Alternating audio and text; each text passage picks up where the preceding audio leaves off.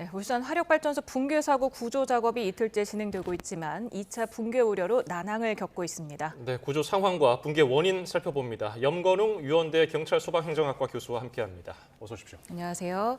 네, 지금 이틀째 수색 작업이 계속되고 있습니다. 현재까지 구조 상황을 좀 정리해 주실까요? 네, 어제 이제 오후 2시경 사고가 발생했고요. 그 사고 발생한 이후에 지금 7명이 매몰돼 있던 걸로 알려져 있는데 지금 한 분이 사실 어제 구조가 되는 그 상황에서 결국은 이제 안타깝게 숨진 채로 이제 발견이 됐고요.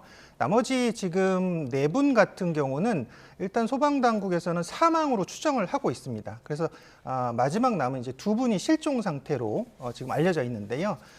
지금 이 매몰 위치가 좀 상당히 파악이 안 되고 있어요. 그러니까 예. 좀 심층부에 지금 매몰돼 있지 않을까라고 추정할 수밖에 없는데 결국은 이 2분을 좀 찾아내는 게 관건이고 구조하는 게 관건이지만 지금 현재는 그 마지막 그 생존하셨다가 사망한 그 구조 대상자를 구조하다가 이분도 사실은 좀 어렵게 구조를 했던 거거든요. 약 30m 높이까지 소방이 일일이 파고 들어갔던 거예요. 지하로 파고 들어가면서 구조를 했던 것인데 거기서 이제 결국 이제 체온 유지라든지 안전 조치를 계속 하는 상황에서 12번 정도 지금 교신을 하고 그 구조 대상자와 그러면서 이제 생존 반응이 있었기 때문에 이제 구조 조치를 최선을 다했었는데 안타깝게 이제 사망을 했기 때문에 지금 소방당국 입장에서는 사실 이 지금 5호기 같은 경우 붕괴가 됐고요. 나머지 옆에 이제 4, 6호기도 마찬가지로 좀 위험하다라고 판단이 되고 있고 그래서 지금 소방 당국에서 좀 무리하게 진입을 했을 경우는 소방대원들도 이제 피해가 발생할 우려가 굉장히 높기 때문에 일단은 지금 구조적인 안정성을 좀 확보한 이후에 다시 또 추가적으로 지금 구조와 수색 작업을 펼치기로 하고 있는데 그래도 이제 다른 방식으로 지금 대응을 하고 있어요. 소방에서는 뭐 음향 탐지기라든지 열화상 카메라라든지 또는 그 내시경을 통해서 안에 구조를 확인하고 있고 또 이제 각종 장비와 구조견을 동원해서 그래도 수색자를 계속 지금 찾고 있습니다. 예, 지금 의문인 점은 어쨌든 일정한 공간 내에 있을 것으로 예상이 되는데 방금 말씀하신 탐지견, 열화상 장비, 음향 장비, 내시경 다 동원해도 어디 있는지 못 찾는 거는 왜 이렇게 어렵습니까? 지금 요 구조자들이 약 25m 정도, 이게 지금 60m의 보일러 타워였거든요. 근데 이 60m의 보일러 타워 중에 이제 요 구조자들이 25m 정도의 위치에 이제 가장 많이 위치해 있었다라고 알려져 있어요. 예. 그래서 아마 붕괴가 된 당시에 이제 붕괴와 더불어서 결국은 같이 지하로 매몰됐을 가능성이 높거든요. 그렇기 때문에 일단 지금 생존 반응이 지금 파악이 안 되고 있고요. 그리고 또 지금 좀 외부 쪽에서 만약에 매몰이 됐다든지 외부 쪽에서 발견이 됐다라고 했으면 금방 이제 구조가 됐을 텐데 지금 현재 소방에서도 파악을 못 하고 있는 여러 가지 장비를 동원해서도 파악이 안 되고 있다라는 것은 이게 지금 구조물 자체가 굉장히 무겁습니다. 이게 거의 60m의 높이의 보일러 타워였기 때문에 아파트 높이로 보면 한 20층 높이로 보면 되거든요. 그러면 굉장히 이게 철제 자체가 무겁잖아요. 그러니까 굉장히 무게가 굉장히 무거운 하중이 땅 속으로 박히면서 같이 이 요구조자들도 같이 땅으로 매몰됐을 가능성이 높기 때문에 지금 현재로서는 지금 지하의 좀 심층부 쪽으로 지금 요구조자들이 있지 않을까라고 지금 판단할 수밖에 없고 그렇게 추정할 수밖에 없는 이제 대목입니다. 네, 사실 어제 발견된 분 중에 한 분은 대화가 가능할 정도로 의식이 있었는데 네. 게다가 담요도 이렇게 가져다 드리면서 네. 보온을 또 위해서 열심히 노력을 했었고 사실 위험을 감수하면서 굉장히 필사적으로 구조 활동을 벌였는데 네. 안타깝게 오늘 새벽에 이렇게 숨지게 된 거잖아요. 네. 소방대원들도 굉장히 되게 안타까웠을 것 같은데 네. 사망 원인 어떻게 추정됩니까? 그러니까 어제까지 의식이 있었는데 이제 오늘 오전 4시 53분에 이제 사망 판정을 받았거든요. 그래서 이게 구조물과 땅 사이 틈에서 이제 팔 부위가 끼인 채로 이분이 발견되셨었고요. 네. 그래서 소방대원들이 12차례 이상 접근을 시도했었고 진통제도 투여했습니다. 이제 상처 부위가 있었기 때문에 그다음에 보온 조치를 해서 왜냐하면 전역대가 됐고 상처가 있기 때문에 저체온증이 오니까 여기서 이제 생명 유지를 위해 이제 보온 조치까지 했었는데 붕괴된 진입로 자체가 진입이 어려워서 이 구조물 잔해로 막혔던 그 구조물을 해체하면서 뚫어가면서 소방대원이 30m 지하로 이제 진입을 했던 거거든요. 그래서 구조 작업에 상당히 어려움을 겪었다라고 알려져 있고요.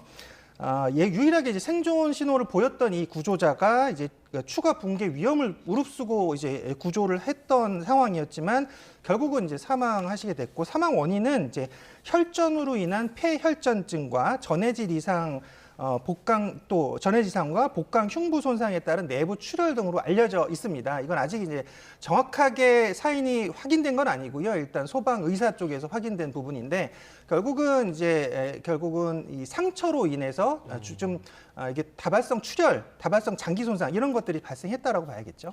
이게 눈앞에 보이는데도 이게 돌아가셨기 때문에 참 안타까운 일인데, 그래서 골든타임이 더 강조가 됩니다. 지금 발견되지 않은, 어디에 있는지도 모르는 작업자 2명. 지금 날씨도 춥고 어둡고 해서 더 찾기가 어려워 보이는데 시간 얼마나 더 걸릴까요? 사실은 좀 골든타임이 더 있었으면 좋겠지만 이제 이미 어제 오후 2시였고요. 오늘 하루가 벌써 지난 상태에서 하루가 완전히 지나버린 상태입니다. 오후가 돼버렸습니다. 그렇기 때문에 소방 당국에서도 이제 왜 이렇게 좀 빨리 조치를 하지 못하냐, 구조를 하지 못하냐라고 우리 생각할 수 있지만 실제로 이 구조물 자체가 어마하게 큽니다. 굉장히 큰 철제 구조물이기 때문에 이 철제 구조물에 또 여러 가지 뭐 지지대라든지 거의 철제 무너져 내린 장치들이 이렇게 얼기설기 이렇게 얽혀 있다라고 보시면 될 것 같아요. 예. 그렇게 또 굉장히 또 위험한 상황이기 때문에 결국은 소방당국에서 지금 제대로 진입을 하지 못하는 그런 상황이다. 그러니까 결국은 만약에 여기 요 구조자들이 없는 상황이면 사실은 그냥 크레인을 통해서 빨리 이제 철거를 하는 방법이 있는데 아직까지 두 분이 실종된 상태이기 때문에 결국은 구조 조치와 해체 조치를 같이 병행해야 되거든요. 그래서 여기는 시간도 당연히 중요하지만 이 진동이 이제 되게 굉장히 중요합니다. 이 진동이 없이 최대한 안전하게 이 지금 구조물을 철거해 가면서 안으로 파고들어서 사실은 이렇게 함부로 확 파낼 수가 없는 상태인 거죠. 그러다 보니까 이 구조자들을 구조해내는 시간이 상당히 걸릴 수밖에 없고 또 이 지금 안정화가 안 돼 있는 상태라고 평가받고 있기 때문에 이 지금 주변 지역이 그래서 이제 소방대원들이 만약에 무리하게 진입했을 때는 소방대원들도 희생될 가능성이 높아서 지금 여러 가지 지금 안정화 작업을 취한 상태에서 지금 구조 작업을 병행하고 있습니다. 네, 지금 또 붕괴돼 있는 게 타워 5호기잖아요. 근데 양옆에 또 4호기와 6호기가 있는데 그것도 취약화 작업이 대부분 진행이 돼 있기 때문에 붕괴 위험이 높은 상황이라면서요? 네, 맞습니다.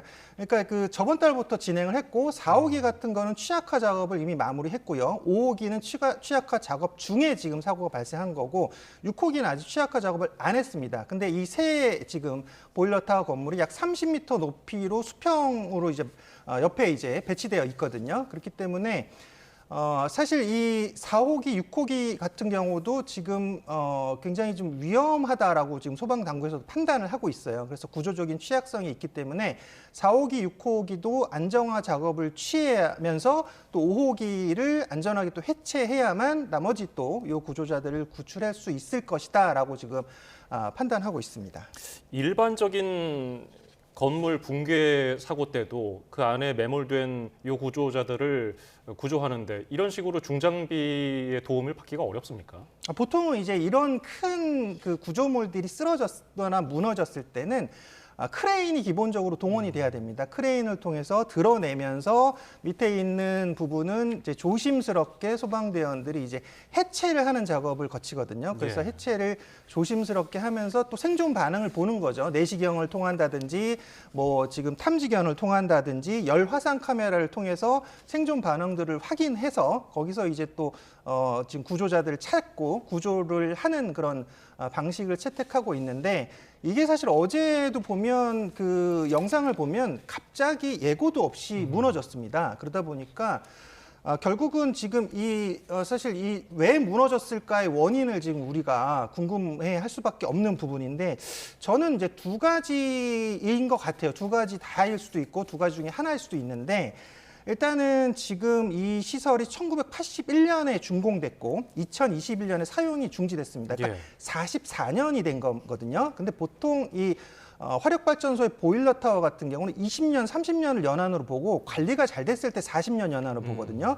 그럼 여기 지금 연한이 이미 지났고 44년이 됐는데 수명이 다해서 해체를 하겠다라고 알려져 있었는데 이제 발파 작업을 통해서 4, 5, 6호기를 지금 16일 일요일 날 다 전체를 지금 발파로 해체하기로 이제 예정이 되어 있었단 말이죠. 예. 근데 지금 5호기 같은 경우는 무너졌는데 이제 왜 그랬냐라고 했을 때 그러니까 이 지금 어제 절단하는 그 작업 과정상에 그러니까 안전 조치가 제대로 되어 있지 않았을 가능성이 높다. 무슨 얘기냐? 그러니까 지금 취약화 과정은 거꾸로 안정화 작업도 필요한 거거든요. 예. 그러니까 이렇게 폭발을 쉽게 해서 일렬로 쫙 무너져 내리게 하려고 취약화 작업을 하는 것인데 이 취약화 작업을 하면 당연히 구조물이 안전성이 지금 훼손될 수밖에 없거든요. 그렇게 되면 안정화 작업을 통해서 오히려 여기다 와이어 작업을 해가지고 선들을 이제 배치하고 끈을 묶어 이 와이어를 묶어가지고 안정화 작업을 하게 되어 있는데 이런 그 보일러 타워 무게를 지탱하는 와이어 작업 같은 것이 제대로 되지 않았을 가능성이 있고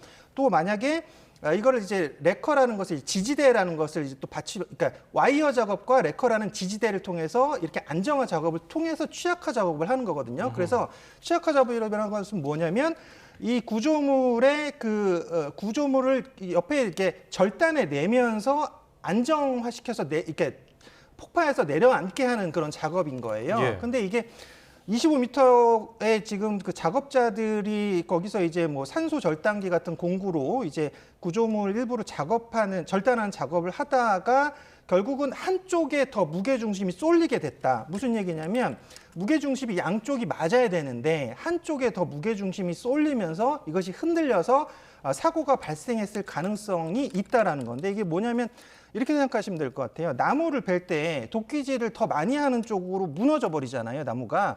그거와 마찬가지로 이 작업을 할 때 양쪽에서 균형을 맞춰가면서 그다음에 와이어 작업이라든지 지지대 작업을 하면서 이것을 지금 취약화 작업을 했었어야 되는데 그 작업의 안정성이 확보되지 않았다라는 첫 번째 이제 가능성이고 두 번째는 이 구조물 자체가 균형 유지를 하지 못했다라고 볼 수가 있는 거예요. 왜냐하면 지금 취약화 작업을 해서 폭발을 하는 이 단계에서 결국은 이제 그 상부에서부터 작업을 해서 내려오게 되어 있거든요. 근데 지금 어제 봤을 때는 작업자들이 25m 높이에 많이 위치해 있었다라는 거죠. 예. 그러니까 이게 떠받치는 지지대나 기둥들이 다른 지점보다 지금 25m 지점에 집중적으로 설치되어 있을 가능성이 높았다라고 추정을 할 수가 있어요. 그러니까 이런 것들이 노후화됐다라고 하면 뭐 지지대를 아무리 잘 설치했다라고 하더라도 갑자기 이제 무너져 내릴 수가 있는 것인데 예. 지금 이 울산 화력발전이 있는 이 지금 지역은 이제 바닷가 인근이에요. 그러다 보니까 이 이렇게 스틸 재질 같은 경우는 특히 이제 부식이 심하거든요. 오래되면 부식이 심하고 또 이제 바닷물 소금기를 맞으면 더 부식이 빨라집니다. 그러다 보니까 44년이나 됐고 지금 현재는 방치돼 있었어요. 심지어 예. 방치돼 있었던 시설이다 보니까 이거는 이 취약화 작업조차 할 수 없을 정도로 부식이 심했을 가능성도 있다라는 거죠. 그래서 이 노후된 이 상태에서 이 작은 충격에도 순간적으로 뒤틀리면서 이것이 무너져 내렸을 가능성도 있다라는 겁니다. 그래서 이런 안전성을 계획하고 또 여기에 진동을 최소화시키면서 예. 취약화 작업을 하면서 이렇게 진행했었어야 되는데 이런 두 가지 가능성 때문에 두 가지 가능성 중에 하나라든지 무너져 내렸을 가능성이 있다는 거죠. 네. 좀 아까 말씀해 주셨다시피 60m 높이면 이게 엄청난 크기인데 좀 이렇게 와닿지가 않거든요. 이게 네. 한 20층짜리 건물 정도 됩니까? 한 20층 아파트 정도의 높이라고 보시면 될 것 같아요. 그러니까 이게 또 철제 구조물이다 보니까 무게도 상당했다라고 볼 수밖에 없고요. 그것이 이제 그 무너져 내린 그 과정상에서 결국은 이제 이 철제 구조물들이 이제 안에서 이제 엉켜버리게 된 거죠. 그러니까 여기서 이제 구조가 굉장히 더 어려워지는 그런 상황이었고, 그래서 신속하게 구조하지 못한 이유는 결국은 이 구조물 자체를 드러내기 자체조차가 어렵다는 겁니다. 지금 예. 크레인이 한 대가 투입됐다가 지금 두 대가 더 투입돼 있는 상태인데도 불구하고 구조물을 지금 해체하고 드러내는 작업이 지금 지연되고 있습니다. 굉장히 좀 무거운 그런 구조물들이기 때문에 그래서 지금 결국은 이 안전성 확보를 또 해야 되는 그런 부분이 있어요. 그러니까 4호기, 5호기, 6호기 중에서 5호기가 무너져 내렸지만 4호기는 이미 지금 해체 작업이 취약화 작업이 끝난 상태이기 때문에 4호기도 사실 어떻게 보면 위험할 수 있다라고 봐야 되는 거거든요. 근데 6호기도 마찬가지로 연한이 다 비슷하기 때문에 다 40년 이상 된 이런 보일러 타워 같은 경우 지금 결국은 안전성이 지금 확보되지 않은 상태에서 결국은 구조 작업까지 병행되기는 굉장히 좀 어려운 부분이긴 해서 지금 안전성 확보를 하고 또 구조에 총력을 기울이려고 소방 당국에서 지금 노력을 하고 있습니다. 예, 지금 물리적인 붕괴 원인에 대해서는 여러 가지 원인 분석을 해주셨는데 법적인 문제로 들어가 보면은 네. 이 보일러 타워가 일반 건축물이 아니라면서요. 네. 그래서 이게 철거 계획서를 낼 필요가 없었던 건가요? 네, 보일러 타워가 이제 일반 건축물이 아닌 공장 물류 분류되어 있습니다. 공장 물류 분류가 되어 있는데, 그러니까 지자체 해체 신고나 허가 신고를 안 받아도 된다라고 되어 있는 거예요. 이게 사실은 그 법적으로 좀 우리가 빠져 있는 부분이라고 봐야 될 것 같은데, 원래는 이 모든 이런 건축물들 해체할 때는 철거 계획서를 내야 되는 거예요. 철거 계획서를 내고 그다음에 철거 순서대로 여기서 안전성을 확보하고 철거를 진행해야 되는데 철거 계획서 자체를 내지 않았다라고 하면 철거 계획도 사실은 결국 계획된 순서대로 진행되지 않았을 가능성이 높다라는 거죠. 그러다 예. 보니까 결국은 현장에서 안전성 확보가 되지 않고 결국 이런 사고로 이어지지 않았을까라고 볼 수밖에 없는 거죠. 네. 이재명 대통령이 취임 이후에 계속해서 산업재해와의 전쟁을 선포하면서 강력하게 근절 의지를 밝혔는데 계속해서 이런 일이 반복되는 이유가 뭐라고 생각하십니까?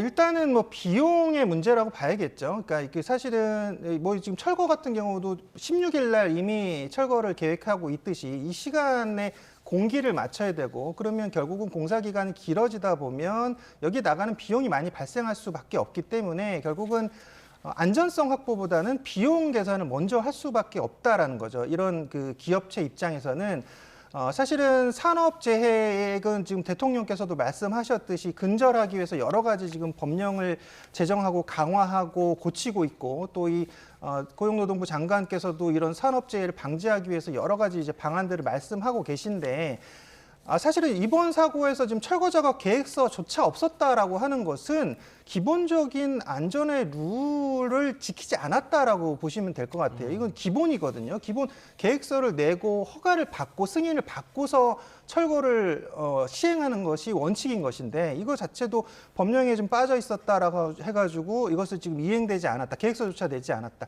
그러니까 결국은 이런 부실한 그런 작업 지시 또는 안전 관리가 이어지지 않았을까? 이것이 결국은 이런 큰 대형 사고 또는 참사라고 표현할 수도 있겠죠. 이로 이어지지 않았을까라고 볼 수밖에 없는 거죠. 예, 이런 사고가 발생하게 되면은 구조 작업이 일단 최우선이고요. 구조 작업이 다 끝난 뒤에 중대재해처벌법 위반 여부라든지 이런 조사가 이루어질 텐데 네. 현장 조사를 포함해서 네. 어떤 점들이 이루어지게 되는 겁니까? 지금 고용노동부 쪽에서는 강제 수사를 하겠다라고 압수수색까지 포함한 강제 수사를 하겠다라고 지금 의지를 표명하고 있습니다. 왜냐하면 안타깝게도 지금 소방 당국에서 밝히기로 5명이 사망한 걸로 일단 확인이 되고 있어요. 그래서 두 분도 당연히 생존해 오시기를 바라겠지만 혹시나 이런 사망자가 더 늘어날 가능성까지 고려를 했을 때 사망 추정까지 포함해서요. 추정까지 포함인 예, 거예요. 예. 추정까지 포함했을 때는 굉장히 큰 인명피해가 발생한 사고다, 큰 참사다라고 볼 수밖에 없는 거죠. 그래서 결국은 이 산업안전보건법과 건설법 이런 여러 가지 그 관련 법령들에서 위험성 평가 의무를 제대로 했는지, 그다음에 현장 안전관리 조치를 제대로 이행했는지 이런 여부들도 조사를 해야 되는데 이 발주처인 한국동서발전 같은 경우는 올해 7월에도 노동자 추락 사망 사고가 있었단 말이에요. 그리고 동서발전 같은 경우 최근 이제 3년간 31건의 산업재해가 발생했었거든요. 근데 동서발전뿐 아니에요. 지금 이 나머지 이제 화력발전 시설도 보면 이렇게 지금 외주라든지 외주에 의한 사고 아니면 여기 산업재해가 굉장히 다른 공공기관들에 비해서 훨씬 높게 지금 나타나고 있습니다. 특히나 이제 동서발전 같은 경우도 마찬가지로 최근 3년간 31건의 산업재해가 발생했다는 것은 사실은 비율상으로 봐도 산업재해 확률이 굉장히 높다라고 볼 수가 있는 거죠. 그러면 안전관리가 평소에도 제대로 되지 않았을 가능성이 높다. 그러니까 이번 사고로 당연히 지금 강력한 지금 합동조사라든지 수사도 이루어져야겠지만 동서발전 포함한 이 화력발전 시설들의 안전 그 관리 책임자 또는 안전 관리 주체들에 대한 그런 좀 철저한 전수조사가 좀 필요해지지 않을까라고 좀 생각하는 부분입니다. 네, 지금 한국노총에서는 이번 사고의 피해자 대부분이 원청이 아닌 하청 비정규직 노동자들이다. 위험의 외주화를 또 외치고 있고 네. 지금 탄소 중립 계획에 따라서 정부가 2040년까지 모든 화력 발전소 문을 닫기 위한 절차를 밟고 있기 때문에 네. 비슷한 일이 언제든 재발할 수 있다고 우려하고 있습니다. 그렇죠. 이제 화력 발전은 사실은 뭐 전 세계적으로도 결국은 많이 이제 폐지되고 있는 그런 발전 시설인 것 같아요. 지금 뭐 원전도 많이 폐지되고 있고 지금 이제 친환경 재생에너지 쪽으로 많이 지금 바뀌고 있는 그런 추세에서 화력 발전은 사실은 더 이상 이제 우리나라에서도 유지되기가 힘든 부분이긴 하지만 그렇다고 해서 이 화력 발전 시설이 지금 당장에 없어지는 건 아니거든요. 아직도 발전 시설 보일러가 가동되고 있는 화력 발전 시설들이 있기 때문에 여기에 대해서 사실은 좀 약간 사각지대가 놓여 있는 그런 상황이라고 좀 보시면 될 것 같아요. 이제 공사에서 이렇게 외청을 주고 하청을 주는 이런 형식의 그런 근로 기준들, 근로 절차들이 지금 계속적으로 이어져 왔기 때문에 이런 사고가 발생했을 때도 결국은 그러면 주체가 누가 했고 누가 또 이 사고에 책임을 질 것이냐 그러면 결국 원청 쪽에서는 하청 쪽으로 이런 책임을 돌려버리는 경우들이 사실 지금까지 계속 관행적으로 이어져 왔었단 말이에요. 예. 그러다 보니까 그리고 또 이제 그 원청에서 하청을 줘버리면 하청 쪽에서 너네가 알아서 해야 될 일이지 이런 식으로 또 관리 감독을 제대로 하지 않는 경우들이 발생을 합니다. 그래서 원청에서는 당연히 그 하청을 주더라도 여기에 또 감리까지 다 해야 되는 게 기본인 거거든요. 그래서 지금 이 하청이 그러니까 사실은 또 그 뭐라 그럴까요? 이런 공사 기간이라든지 비용을 또 낮게 맞춰야 되는 그런 부분 때문에 사실 위험에 노출된 경우가 굉장히 많아요. 그래서 안전성이 확보되지 않은 상태에서 위험하게 작업을 하다가 이렇게 사고가 발생하는 경우들이 있기 때문에 지금 여기서 이제 그 외청, 이런 하청 이런 구조에 대해서도 다시 한번 지금 고용노동부나 당국에서 좀 꼼꼼히 들여다봐야 될 부분이고 또 만약에 허점이 있거나 법령상 문제가 있다라고 하면 그런 부분은 바로 잡고 고쳐서 다시는 이런 좀 참사가 발생하지 않도록 좀 정부 당국에서 꼭 이런 부분을 꼭 바꾸고 관심을 기울여야 될 부분이라고 봅니다. 예, 오늘 도움 말씀은 여기까지 듣겠습니다. 염건웅 유원대 경찰 소방행정학과 교수였습니다. 감사합니다. 감사합니다.